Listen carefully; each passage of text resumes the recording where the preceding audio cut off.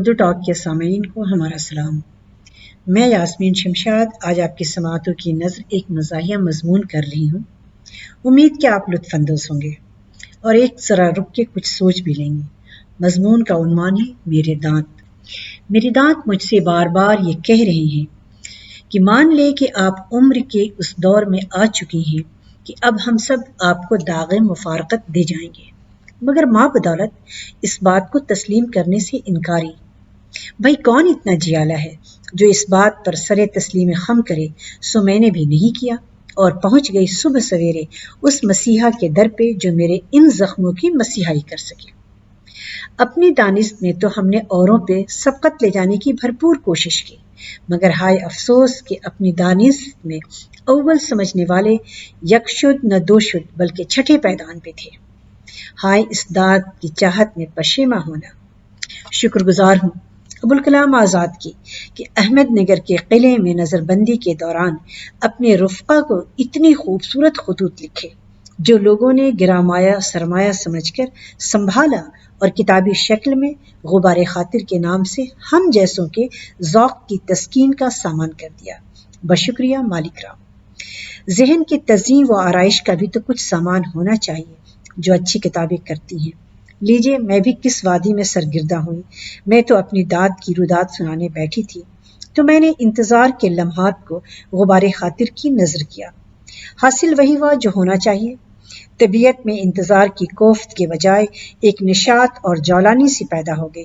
دل میں ایک ہمک سی اٹھی کہ جب ابوالکلام آزاد نظر بندی کے دوران اتنے خوبصورت خطوط لکھ سکتے ہیں تو میں ناچیز اس انتظار کے لمحات کو کیوں نہ قلم بند کروں۔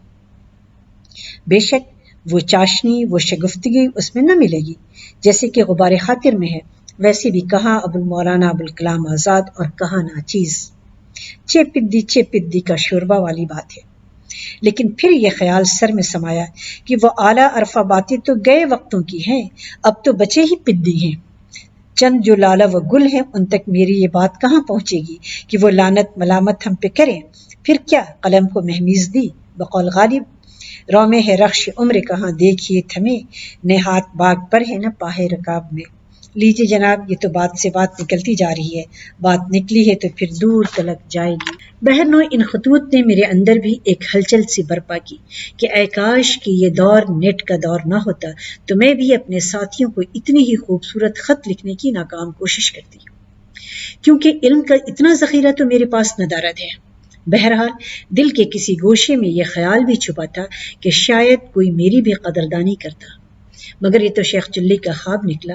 ادھر نام کی پکار ہوئی، ادھر دھڑام سے گرا اور خوابوں کا شیرازہ بکھر گیا اور ہم آہستہ قدموں اپنی مسیحائی کے لیے چلے۔ ایک منٹ، غبار خاطر میں ابوالکلام آزاد نے تاریخ کے کچھ واقعات لکھے ہیں جو یقیناً دل و ذہن کو جلا بخشنے والے ہیں، وہ سنائے دیتی ہوں۔ لیکن کیوں میں سناؤں انہیں کے الفاظ نقل کیے دیتی ہوں۔ 18ویں صدی کے اواخر میں جب نیپولین نے مصر پر حملہ کیا تو مراد بک نے جامع ازہر کے علماء کو جمع کر کے ان سے مشورہ کیا تھا کہ اب کیا کرنا چاہیے۔ علماء ازہر نے بلا اتفاق یہ رائے دی تھی کہ جامع ازہر میں صحیح بخاری کا ختم شروع کیا جائے۔ یہ انجام مقاصد کے لیے ایک تیر بہدف یعنی کارگر نسخہ ہے۔ چنانچہ ایسا ہی کیا گیا، لیکن ابھی صحیح بخاری کا ختم نہیں ہوا تھا کہ لڑائی نے مصری حکومت کا خاتمہ کر دیا۔ دوسرا واقعہ 19ویں صدی کے اوائل میں جب روسیوں نے بخارا کا محاصرہ کیا، امیر بخارا نے حکم دیا تھا کہ تمام مدرسوں اور مسجدوں میں ختم خواجگان پڑھا جائے۔ ادھر روسیوں کی قلعہ شکن توپیں شہر کے حصار منہدم کر رہی تھیں، ادھر لوگ ختم خواجگان کے حلقوں میں بیٹھے یا مقلب القلوب یا محول الاحوال کے نعرے بلند کر رہے تھے۔ نتیجہ وہی نکلا جو ایک مقابلے کا نکلنا تھا، جس میں ایک طرف گولہ بارود ہو، دوسری طرف ختم خواجگان۔ دعائیں ضرور فائدہ پہنچاتی ہیں، مگر انہی کو جو عزم و ہمت رکھتے ہیں۔ بے ہمتوں کے لیے تو وہ ترک عمل اور تعطل قوا کا ہیلہ بن جاتی ہے۔ بات کہاں سے کہاں پہنچ گئی۔